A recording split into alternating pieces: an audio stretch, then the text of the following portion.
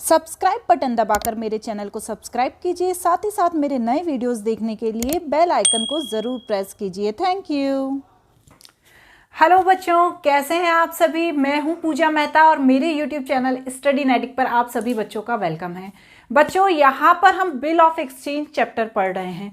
Bill of exchange and promissory note, ये दोनों क्या चीज़ होती है ये मैं आपको अपने प्रीवियस वीडियोस में बता चुकी हूँ।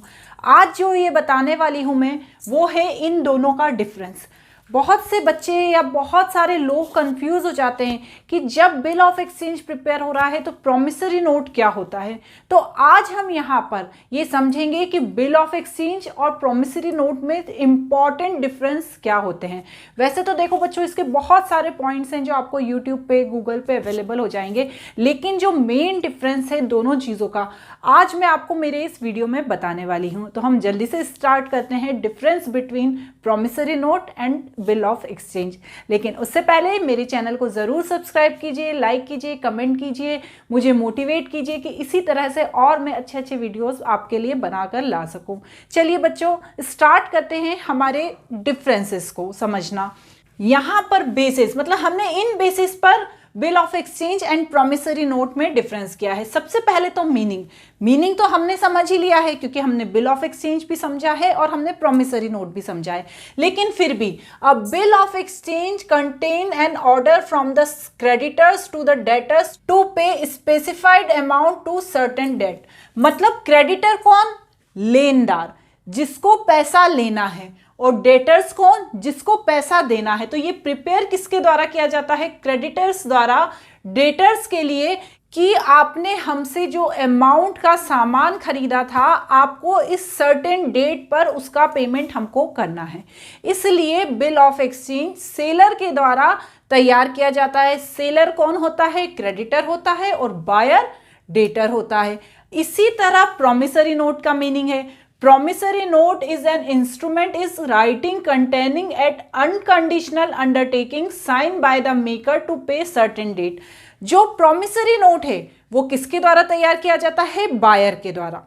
बिल ऑफ एक्सचेंज सेलर के द्वारा तैयार किया जाता है, लेकिन जो प्रोमिसरी नोट होता है वो बायर के द्वारा तैयार किया जाता है, और ये अनकंडीशनल होता है।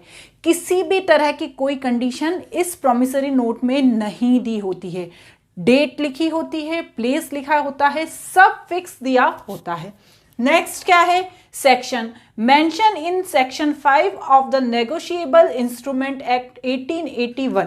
सबसे अच्छा पॉइंट है, इस पॉइंट को आप याद कर लीजिए, एग्जाम के पॉइंट ऑफ व्यू से भी बहुत इजीली याद हो जाएगा।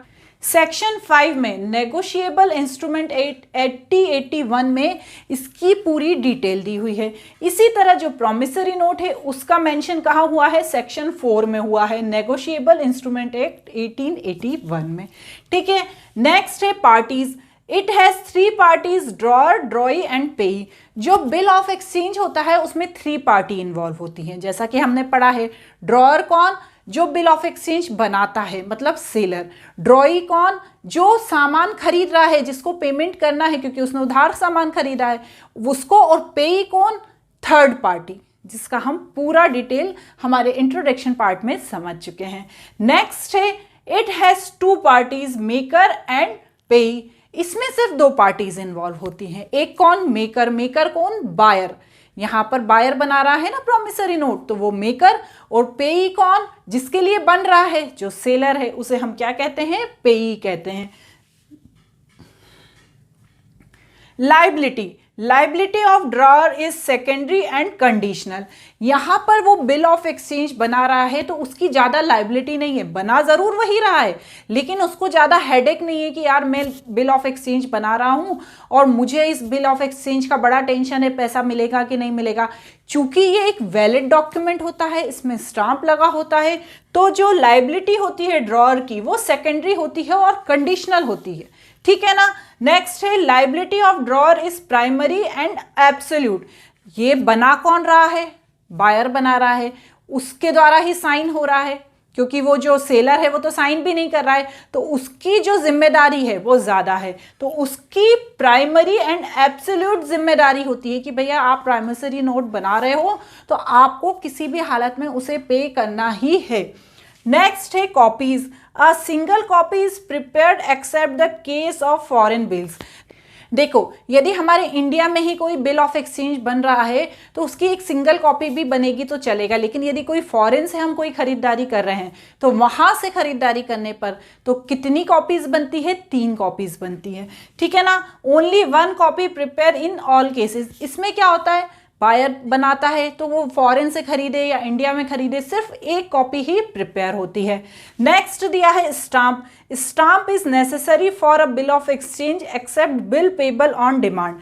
यदि डिमांड पर कोई बिल पेबल बनाया गया है तो हो सकता है कि स्टाम्प ना भी लगा हो, लेकिन it has to be stamp in any case. Promissory note है, उसमें हर केस में स्टाम्प लगा होना जरूरी है, क्योंकि उसमें सेलर तो साइन कर नहीं रहा है, जितने साइन हो रहे हैं वो किसके हो रहे हैं? मेकर के, बायर के, तो वहां पर स्टाम्प लगा होना जरूरी है। बच्चों, ये जो है कुछ बेसिक डिफरेंसेस हैं, इनके और भी डिफरेंसेस होते हैं, आप अपनी बुक में देख सकते हैं, गूगल पे देख सकते हैं। सबसे जो इंपॉर्टेंट डिफरेंस होते हैं वो यही होते हैं।